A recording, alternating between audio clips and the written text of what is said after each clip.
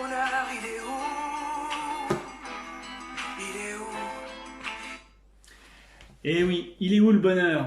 Alors on va pouvoir le savoir en continuant notre histoire sur Luc chapitre 15 et regarder avec le regard du Père, il est où le bonheur? Ah, je me souviens.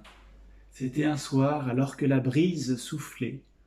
Je parcourais mon jardin lorsque mon fils cadet me demanda sa part d'héritage. Pourquoi mon fils cherchait le bonheur ailleurs qu'auprès de moi? Alors voilà le conseil que je lui donna. Si tu réagis, mon fils, alors tu reprendras le dessus. Sinon, le péché sera comme un monstre tapi à ta porte. Il désire te dominer. Malgré mes conseils, mes commandements et tout mon amour pour lui, il décida quand même de partir dans un pays lointain, dans le pays de mes ennemis. Mais je l'aime tellement que par amour, je lui laisse la liberté totale de faire son propre choix, le bon choix ou le mauvais choix. Il y a si longtemps que j'attends son retour, mais chaque jour, je veille sur lui, je veille au loin pour voir s'il ne rentre pas et qu'il n'ait pas de retour à la maison. Et ce soir, alors qu'il était encore loin, je le vis. J'en fus ému et j'eus une grande pitié pour lui. Je courus me jeter à son cou et je l'embrassa. J'ai accueilli sa demande de pardon. Il s'humiliait devant moi et il connaissait le châtiment de sa faute. Mais je ne lui laissa pas exprimer le châtiment que mérite sa faute. Pourquoi? Parce que je l'aime. Il est mon fils bien-aimé. Et je l'ai rétabli en tant que tel et établi à la place que je lui prépare depuis si longtemps. Puis j'ai ordonné de faire une super fête, car il y a de la joie de voir le changement radical que mon fils a eu. Mais j'appris que mon fils aîné, qui était resté avec moi tout ce temps et que j'aime, refuse de venir se rejoindre à nous et se met en colère. Je sortis alors le supplier de nous rejoindre. Toi, mon enfant, tu es toujours avec moi, et tout ce qui m'appartient t'appartient. Il fallait bien faire la fête et se réjouir, car ton frère, que voici, il était mort et il a repris vie. Il était perdu et il a été retrouvé. Alors on l'a vu, la richesse de ce discours du Père, de l'attitude. Et bien sûr, tu auras compris que le Père, c'est Dieu. Et il y a tellement à dire. Et on l'a vu dans ces réactions qui sont tirées de Genèse chapitres 2 et 3. On peut en dire tellement. Mais ce que je voudrais vraiment qu'on regarde ce matin, c'est deux aspects. Pourquoi, pour qui Jésus parle et que faire de ce qu'il va nous donner comme réponse. Jésus raconte cette parabole. Et pour qui? Tu t'en souviens? C'est pour tous ceux qui pensent que Jésus ne devrait pas être avec des gens impurs, avec les prostituées, avec des collecteurs d'impôts. Et il parle notamment pour les pharisiens, tous ceux qui pensent que par leur propre action, ils méritent la grâce de Dieu. Et que faire de ce qu'il va nous donner comme réponse? La réponse est limpide. Tout le monde a accès à la grâce imméritée de Dieu. Tu es destinataire de l'amour de Dieu. Voilà ce que nous dit cette parabole. Voilà le premier aspect que je voulais développer. Et pour le deuxième, comment devenir fils de Dieu? Jean 1, verset 12. Tous ceux qui accueillent la parole de Dieu et qui la reçoivent ont le pouvoir de devenir fils de Dieu. 1 Jean chapitre 5, quiconque croit que Jésus est le Messie est enfant de Dieu. Alors oui, croire en Jésus. Croire. Qu'est-ce que ça veut dire finalement croire? Alors, le dictionnaire nous dit que croire, c'est avoir confiance en quelqu'un et se fier à ses actions, être certain de l'existence. Peut-être qu'aujourd'hui, tu te poses toi aussi la question, est-ce que je crois vraiment en Dieu? Est-ce que j'ai cette confiance? Et comment je peux savoir si c'est vraiment croire? Alors pour bien comprendre ce que c'est croire, place à l'expérience. On va prendre aujourd'hui le téléphone de Yann, mon fils, mais il ne le sait pas. On va le poser là, juste en cet endroit-là. Et on va prendre un verre d'eau, plein, et une feuille.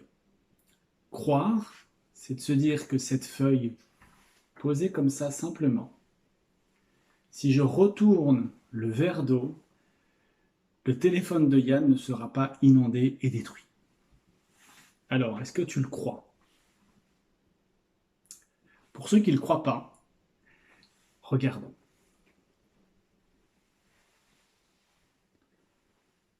Tu le crois toujours ou pas? Bon, Yann, désolé, mais moi j'y crois. C'est ça, croire. Et Jésus dira, heureux ceux qui croient sans avoir vu. Alors pour conclure, j'aimerais qu'on retienne 4 choses. La première, le message d'amour de Dieu t'est destiné. La deuxième, si tu crois en Jésus, alors tu seras enfant de Dieu. La troisième, nous avons l'assurance que celui qui croit en Jésus a la vie éternelle. Celui qui ne croit pas ne verra point la vie. J'aimerais vous partager cette belle espérance qu'on peut retrouver encore une fois dans Apocalypse au chapitre 21, versets 4 et 7. Au moment de notre mort, nous serons restaurés avec Dieu et voilà comment nous vivrons. Dieu essuiera toute larme de leurs yeux. La mort ne sera plus. Et il n'y aura plus ni deuil, ni cri, ni douleur, car les premières choses ont passé. Tel sera l'héritage du vainqueur, verset 7. L'héritage non pas d'une fortune comme le souhaitait le fils cadet, mais voilà l'héritage que tous ceux qui demandent sincèrement avec humilité pardon à Dieu de leurs péchés, ceux qui croient en Jésus, qui est mort pour nos péchés. Alors voilà l'héritage que nous aurons. Tel sera l'héritage du vainqueur, je serai son Dieu, et il sera mon fils. Dieu nous appellera notre fils, nous serons en proximité avec le Dieu créateur. Quelle espérance extraordinaire. Et là, un qui nous a même pas parlé d'où il est où le bonheur. Il est où le bonheur? Il est où? Il est où? Il est où? Il est où le bonheur? Il est où? Eh oui, il est où le bonheur? Et en fait, c'est la réponse de toute cette parabole. On voit que si on est le fils aîné, on est finalement auprès du Père parce qu'on est croyant, par exemple, et qu'on a juste à changer de regard sur des situations qu'on trouve injustes. On peut être ce fils cadet qui fait cette démarche de reconnaître pleinement ses péchés, de s'humilier devant le Père, et d'avoir accès, du coup, au plein rétablissement du Père en tant que fils. Dieu le Père t'aime, il veut ton bien. Et on peut le voir dans le chapitre 6 de Deutéronome. Tu écouteras les commandements de l'Éternel, et tu auras soin de les mettre en pratique, afin que tu sois heureux.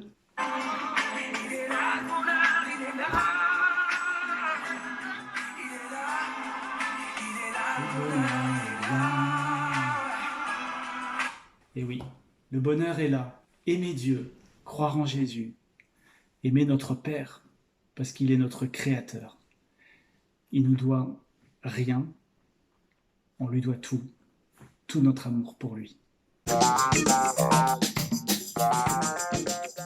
Aujourd'hui, il n'y aura qu'un seul défi. Mais avant ça, je vais te poser une question. De quel fils de cette parabole te sens-tu le plus proche? Du fils cadet, qui reconnaît ses péchés, qui s'est éloigné de son Père créateur, qui l'aimait tant?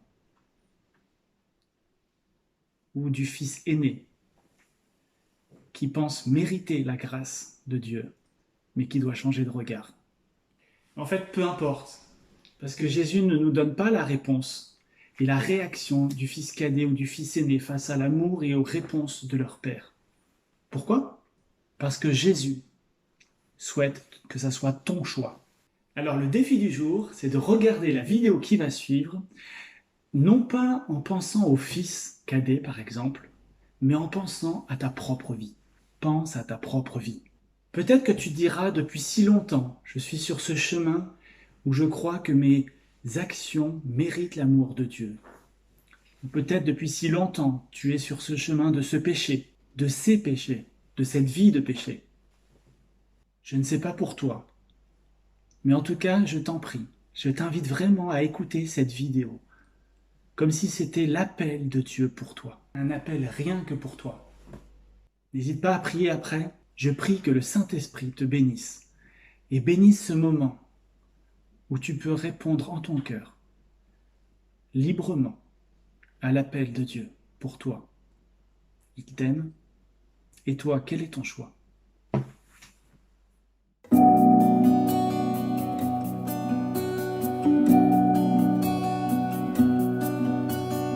Je sais, tu es parti loin,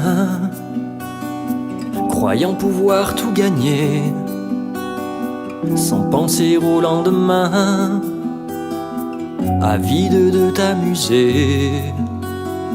Je sais, tu croyais trouver ce dont tu avais besoin, mais les années ont passé. Que te reste-t-il dans les mains? Alors reviens, reviens à la maison. Depuis si longtemps je t'attends et je scrute l'horizon. Alors reviens.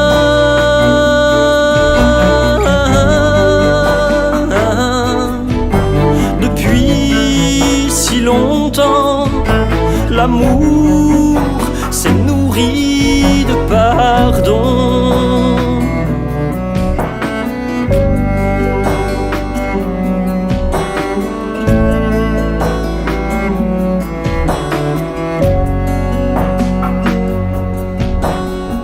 Je sais, tu as tout gaspillé au long de tes jours de fête. Lentement ton cœur s'est vidé des richesses offertes. Je vois tes habits souillés et ton manteau déchiré, mais j'ai pour toi un vêtement blanc que je garde précieusement. Alors reviens, reviens à la maison. Depuis si longtemps je t'attends et je scrute l'horizon. Alors reviens.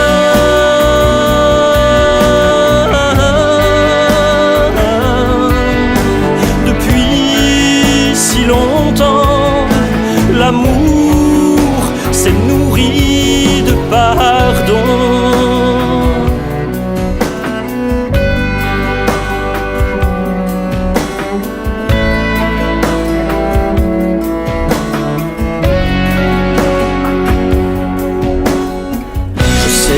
Tu as peur sur le chemin du retour, et je peux lire dans ton cœur chacun des appels au secours. Mais voilà la porte grande ouverte, la lumière encore allumée, toute ma maison t'est offerte.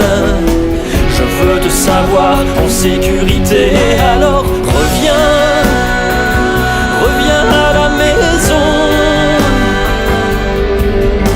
Depuis si longtemps je t'attends et je scrute l'horizon, alors reviens.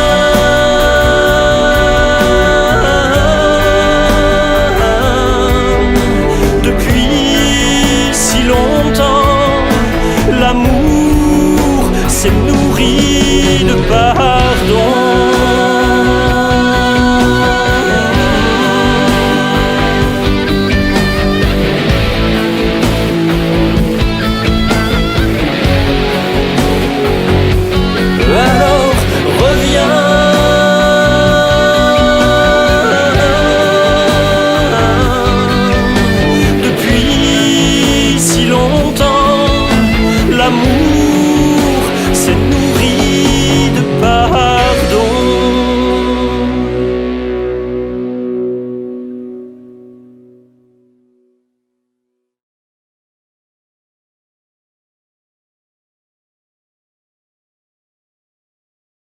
Thank